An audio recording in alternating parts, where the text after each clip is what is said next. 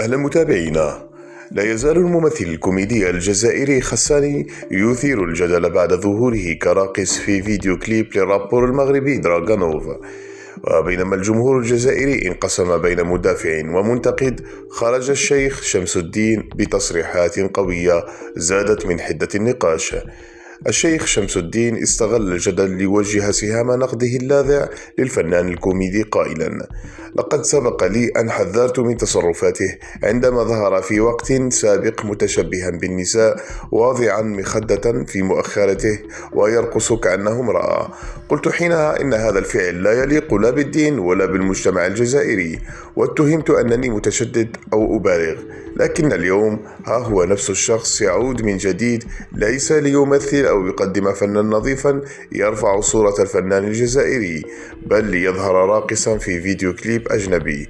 هذا دليل واضح أنه لم يتب من أفعاله، بل استمر في الطريق نفسه.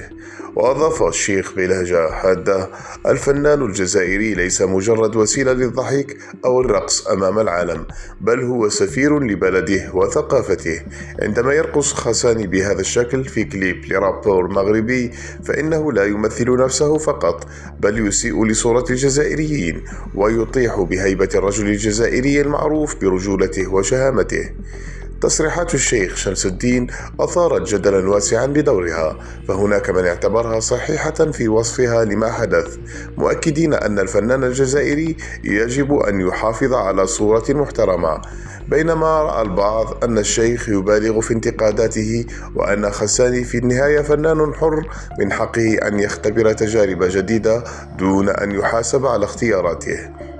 اليوم يجد الجمهور الجزائري نفسه بين مطرقة الانتقادات الدينية والاجتماعية وسندان حرية الإبداع الفني، وبين هذا وذاك يبقى السؤال الأبرز: هل أخطأ خساني فعلا عندما ظهر راقصا في كليب مغربي، أم أن الهجوم عليه مبالغ فيه والموضوع لا يستحق كل هذا التضخيم؟